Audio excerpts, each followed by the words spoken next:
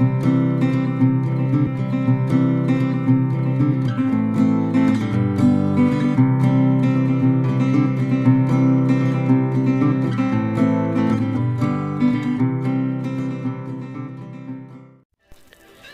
guys, so today we're going to be making a budgie fruit salad.